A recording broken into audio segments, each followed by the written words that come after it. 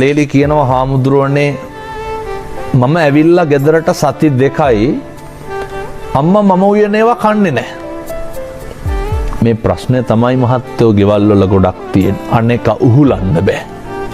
අනේක දරන්න බෑ. මම කිව්වා උදේ වැඩට යනකොට නැන්දම් මට වඳින්න. ගත් කටටම ලේලි කියනවා හාමුදුරුවනේ වඳිනකොටම අනිත් පැත්ත හැරෙනවලු. අනික් පැත්ත හැරෙන එක කාගේ වැඩක්ද? එයාගේ වැඩක්. ඒක නැන්දම්මගේ වැඩක්. දැන් බුදුහාමුදුරුවෝ මේක නේද අපිට ඉගන්වන්නේ? අක්කොච්චි මං අවදි මං අජිනි මං අබාසි මේ හාසි මේනේ යේතං උපනයන්ති වේරං තේ සූපසම්මති වේරං තේසන් ඔහොමනේ ગાතා දෙක තුලම උගන්වන්නේ.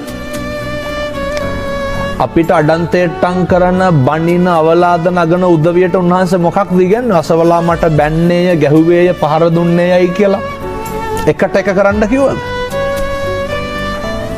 එකට එක කරන්න කිව්වේ නැහැ. එකට මෛත්‍රිය පතුරන්ට කියලා උන්වහන්සේ ඉගන්නේ. අර නැන්දම් මට හැමදාම වැඳලා ගියා. මම කිව්ව හැමදාම තේ එක දෙන්න. හාමුදුරනේ මම හැදුවට බොන්නේ නැහැ. නොබොන එක නැන්දම්මගේ වැඩක්. බොන එක කාගේ වැඩක්ද? මේ කාරණය හරි වැදගත් අපේ ගෙවල් වලට. වේලිච්ච ඉරටු නමන්න පුළුවන්. ඒවා කැඩෙනවා.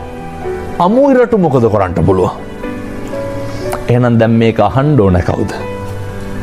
මේවත් තේරුම් ගන්න පුළුවන් තරුණ උදවිය. මම කිව්වා හැමදාම බත් එක බෙදලා දීලා යන්න. හාමුදුරනේ මම බෙදුවට කන්නේ නැහැ. සතියක් කරා දෙකක් කරා. බුදුබණ බොරු වෙන්න හේතුවක් නැහැනේ පින්නතෝනේ. Tamanට කොච්චර වෛර කරත් කමක් නැහැ. කොච්චර ද්වේෂ කරත් කමක් නැහැ. කොච්චර අවලාද නැගුවත් කමක් නැහැ පින්නතෝනි. අපේ තුල ජීවත් වෙන සත්පුරුෂ මිනිස්සයා නැති කර ගන්න එපා. අවසානයේ අපිට අහටට පිහිටට හිටින්නේ මොකක්ද? අපිට අපේ තිබ්බ අවංක භාවයේ අපේ තිබ්බ සත්පුරුෂකම විතරයි කාලෙකින් හම්බෙච්ච මනුෂ්‍යාත්ම භාවයේ තුල අපි පරිස්සම් කරගෙන තියෙන්න ඕනේ.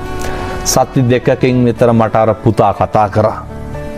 කියනවා පොඩි හාමුදුරුවනේ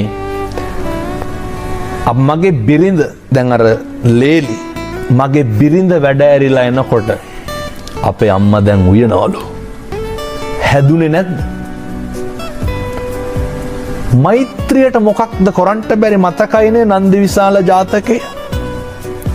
ඇද්දගල් 500ම එක පිම්මට තියලා ආදරේට ගෙදර හරි ආදරෙන් හිට.